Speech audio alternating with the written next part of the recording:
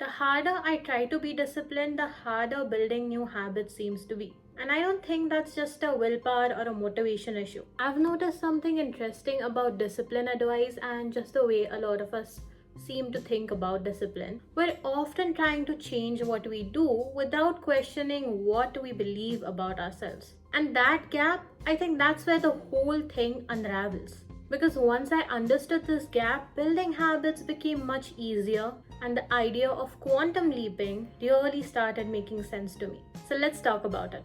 Hi, I'm Kuhu, and on Kuhuverse we talk about the psychology of everyday life, from habits, mindset, manifestation to pop culture and self-growth. And today we're talking about identity-based habits and why I think they work when motivation doesn't, and why I think they build discipline. If that sounds like your vibe, subscribe for more such videos and let's get started.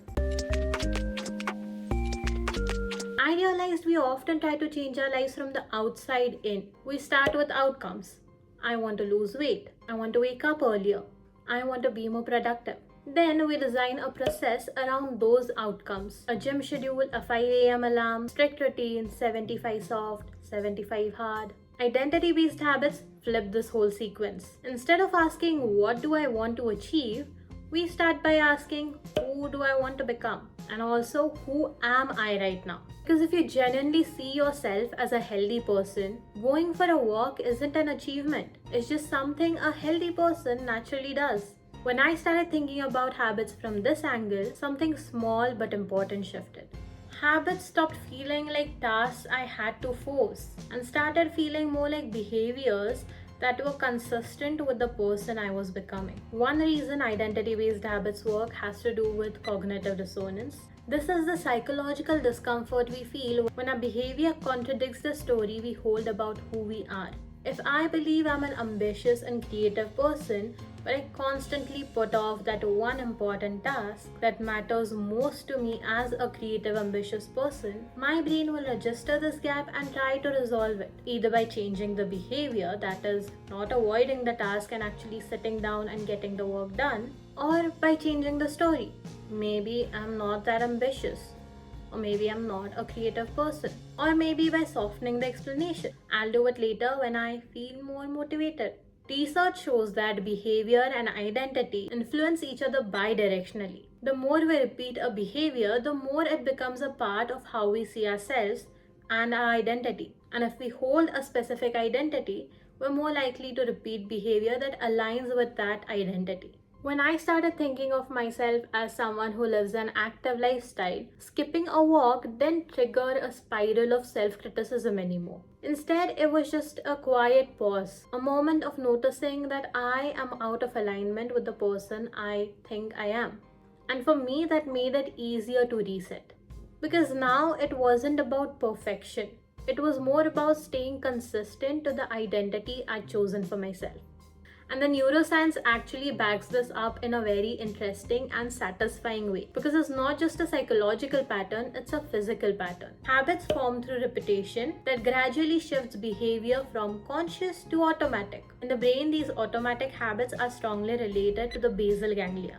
Early on, when we're learning something new or we're trying to develop a habit, the brain relies more on effortful, conscious decision making. But as a behavior is repeated, it gradually shifts into a more automatic loop, which requires less conscious effort to execute. Which is why something that once felt like a discipline challenge, exercising regularly, writing every day, eating healthier, eventually starts feeling like something we just do. So when it comes to identity, this means that behavior that is repeated long enough isn't just a habit. It becomes a part of our identity. We start reading our own consistent actions as a part of who we are. And that's why I think identity-based change is more durable than motivation-based change. Motivation is a state, it can fluctuate. Identity, on the other hand, is a pattern, which means it's more stable. Okay, now let's talk about quantum leaping for a second. I had such a difficult time understanding this concept for a long time. Like, it made sense, but it didn't make any sense at the same time. The idea of just stepping into a new version of yourself suddenly, that's appealing, right? It's very interesting, it's intriguing. But every time I tried to understand how this could happen overnight, it just didn't make sense. It sounded more like wishful thinking than anything real. And then I started looking at it a little differently. What if the mechanism is real, but the timeline isn't as fast? Because neuroplasticity is real. It's how we can change our identity. It's the brain's capacity to reorganize itself and rewire itself through repeated experience. It's what we just talked about with identity shifting, because we repeat the same behavior over and over again. When we keep practicing a particular behavior or a particular thought pattern, we keep telling ourselves, I'm a healthy person, I'm an active person, I'm a creative person. The neural pathways associated with it get stronger. They become easier to activate, and eventually they become the path of least resistance. What once felt effortful starts to feel like just how you work. So maybe the quantum leap isn't really a leap. It's more like a slow accumulation that suddenly feels sudden, because there's a tipping point where this new identity feels more natural and real than the old identity. And honestly, I find this version more interesting than the overnight one, because this means one, I control the identity and the version of myself that I shift into. And two, it means everything we're doing right now, even the tiny stuff, is already building something real in our brain. All that effort is not wasted. It's evidence. So if that's the mechanism, small repeated action gradually reshaping our neural pathways, then my next question was, where do I start? Because knowing the theory is one thing, but actually implementing it in real life, that's a whole different thing. Here are some practical things that helped me. Focusing on one identity shift at a time rather than trying to overhaul everything all at once. I choose one statement every quarter and build tiny proofs all around it. Things like, I'm someone who keeps her promises to herself. I'm a focused creator. With this channel, I actually wrote several scripts and filmed several videos before I ever published the first one. Because identity doesn't form just through behavior or only through thoughts. It forms through behavior and self-perception combined. I needed to think of myself as a content creator before it actually existed. And here's what I realized about identity once it forms. It's sticky. I've tried pottery a few times, but it's not a part of my identity because I don't do it consistently. But painting is something I've done for almost all my life. Making videos every week has become a part of my routine. These are things I do regularly and I've been doing for a while now. So they slowly became identity statements. I paint. I'm an artist. I'm a YouTuber.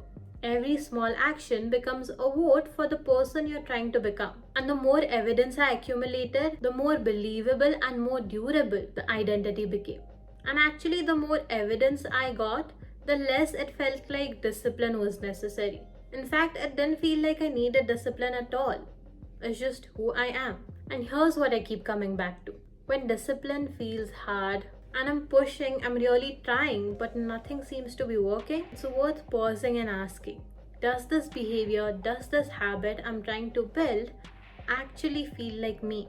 Or is this more something I'm trying to perform for a version of myself others want me to be, or for a version of myself I don't really believe in yet?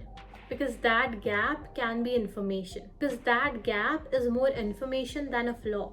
The shift, I realized, isn't about forcing yourself harder. It's about slowly, quietly building evidence for a new story.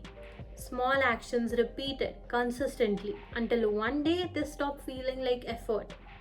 Discipline stops feeling like something you have to perform and instead start feeling more like self-expression. That's the conclusion I have reached about what is discipline when it's actually working. Not pressure, just alignment. I want to ask you something before you go. What's one identity statement you're building, even if the evidence is still small? Drop it in the comments, and if this resonated with you, I think you'll like these two videos as well. Subscribe to Kuhuverse if you haven't already, and if you enjoyed this video, make sure to leave a like, and I'll see you in the next one.